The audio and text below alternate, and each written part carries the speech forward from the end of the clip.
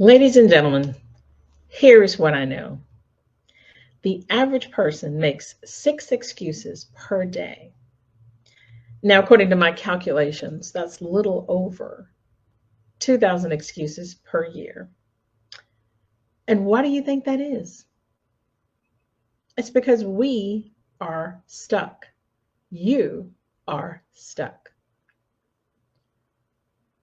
You're stuck. And it's okay to be stuck.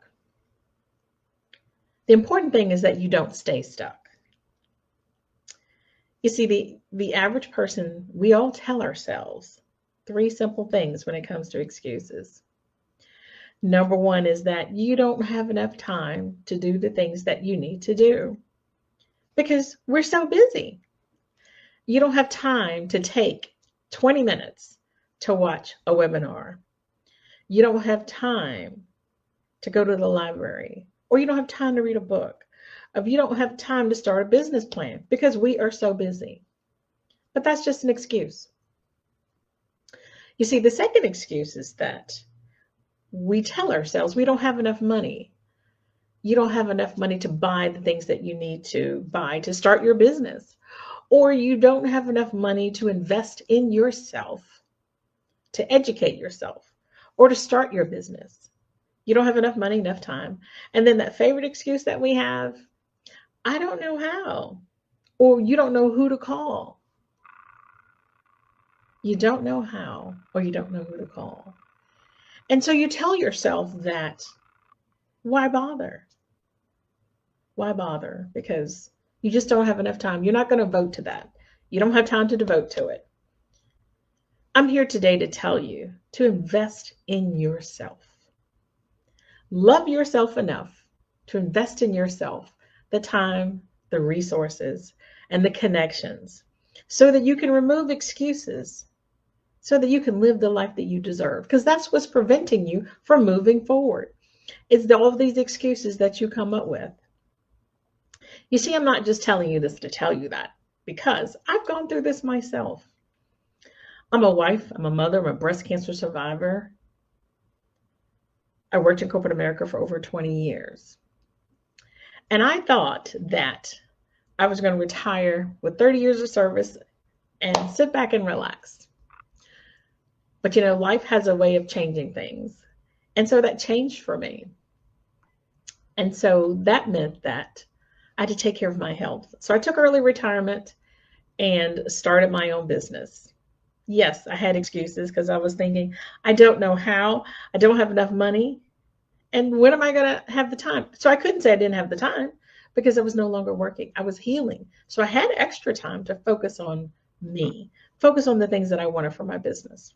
So yes, I can tell you that because I am proof that excuses can prevent you from living the life that you deserve. But once you remove them, it's just so beautiful. It's so beautiful. So today what I want to focus on with you is a 5-step formula for removing excuses, removing mental blocks that are preventing you from living the life that you deserve, because we all deserve what is in store for us. You just have to reach out and grab it. So don't let fear hold you back from living that life. Don't let excuses hold you back from living that life. Because see, the first thing when you make an excuse is that you're doing it because it's all out of fear. There are 3 fears. This is the phase of 3s. There's 3 fears that get in our way sometimes. That first is that fear of failure. We all want to be successful. And so when we think about that fear holding us back, then we decide that, maybe I'm not going to move forward. But that fear of failure prevents you from doing it. Then you have the fear of rejection. Everybody wants to be accepted. And so you don't want to start a business because you're thinking that, well, if I decide I want to be a coach, maybe that person doesn't want me as their coach. But you have to remember this. Every coach is not for every person. And so whatever business you decide to do, or whatever, promotion you decide to go for, or whatever idea that you come up with, whether that's you want to lose 25 pounds in the next 6 to 8 months, if you stop making excuses for not doing the things you need to do. It will happen. So we're going to focus on that today to make sure that you are ready to get things moving. But the first step in order to move forward in this 5-step formula is to have the right mindset. See, a positive mindset can get you so further than a negative mindset or not so positive mindset. So we need to change the way that we think about things. Think more positively. Change your mindset. Now, it's not as easy as it may sound because you have been taught for so long to do things a certain way. You've been taught for so long about budgeting or about finances or about education or about whatever it is. It's hard to switch that switch. It's hard to do that because you've been doing it that way for so long. So you have to remember, when you keep doing the same things you've always done, you're going to get those same results. So if you want to have a positive mindset, you've got to switch the way that you do things. You got to think differently, connect with different individuals, and it will happen. Step number 2 is all about setting goals for yourself. Now, it may sound a little cliche, but trust me, if you don't write things down, post them so you can see them, it will not happen. I just had a vision board party a couple of weeks ago, and you would be surprised. People that have done it before, maybe years ago, and they decided, well, I need to, sharpen my saw, because you have to do that when you're in business for yourself, or if you want to start a business. You have to always be prepared to plan and to have your goals. So create your goals for yourself. I would say start off with no more than 3, because you want to make sure that you can achieve those 3 goals. Don't set say you're going to have 5 or 10 goals, because, realistically, will you make that happen? Probably not. So start with something small. Start with 3 goals, just 3. Write them down. While you're listening to me, you can just write them down really quickly to make sure that you stay on point with yourself. Hold yourself accountable. When you're creating these goals, you want to make sure that they're very important to you, and you have a why behind that. You see, when I started my real estate business, I started because my why was to make sure that my daughter could go to college, not have to worry about funding. And who knew, she's a great softball player, so she ended up getting a softball scholarship. But I had a plan in place. And that's what I want for you to do, is to create a plan so that you can stay ready and not have to get ready. Stay ready so you don't have to get ready. Step number 3, even though you create a plan, doesn't mean it's going to happen automatically. So you have to be consistent, committed, and dedicated to that plan. You have to stay on it. You have to work that plan. Just writing a plan is not going to work. You have to work it. Keep that vision board or whatever that is for you, that so you can see your goals and objectives. Keep it so that you can see it. Check it off the list. You want to make sure that you can achieve those goals so that you can be successful. See, it's easy to write a goal on a piece of paper and say, yeah, I'm going to do this. But trust me, it's not as easy when you just write it and you don't work it. So you have to work the goals for you. You got to work the goals for yourself. So as we move along to step 4, staying in step 3 around consistency, I want you to think about this. When you're consistent, things will happen. So if you plant a flower and you just start with the seed, you're going to water it. You're going to remove the weeds from it so that it'll be healthy and strong and provide some sunlight so it will grow. But if you plant that seed and you don't water it, you don't nurture it, you don't remove the weeds, do you think that seed will grow? Probably not. So your seeds are just like your goals, your dreams. You have to take care of it. You have to nurture it. You have to work it every single day to make sure that you are successful. Work it every single day. So I know that you can do that. So step number 4 is to stimulate the mindset. So now we've got a positive mindset. Let's stimulate that mindset. Let's get it working. And so when you want to stimulate your mindset, the first thing you want to do is to become uncomfortable being uncomfortable. Get out of that comfort zone. Warm and cozy cozy. You need to get out of that. Because when you're comfortable in your comfort zone, you're not growing. And I want you all to grow and develop as you remove these excuses. So you have to get out of your comfort zone. Then you have to get into what I call the learning zone. You have to invest in yourself. You have to want to learn more about something differently. Because see, when I started real estate investing, I had to start going to real estate investing meetings. What a concept. I had to do that because I had to learn all that I could learn about the do's and don'ts of investing, if I needed money of my own or not. I had to do that because I wanted to create a life for my daughter through real estate investing. I call it mailbox money. I wanted to create that for her. So I couldn't have excuses preventing me from doing that. It's late. It's 6 o'clock in the evening. I just got home from work. I don't feel like going to a meeting that's an hour away to learn about real estate investing. So I had to get out of that mindset, because if I had not done that, I wouldn't be where I am today. I wouldn't be where I am today. Those excuses would have prevented me from creating a rental portfolio that my daughter can have, and I can leave her as a legacy. So think about it that way.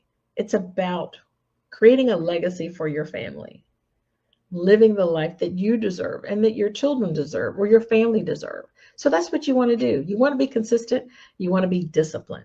You want to nurture that seed of growth so it can, grow up and flower and bloom and create the beauty in the world today. So I want to make sure that you focus on that. The next part of being consistent is to focus on the growth zone. Okay, so now you've created this beautiful plant or flower. It's growing. The seed is gorgeous. But now you need to continue to nurture it, because you're going to nurture yourself, because you don't have any more excuses, holding you back from living your best life. You want to grow. And in order to grow, you got to continue doing those things that you did before. Continue networking.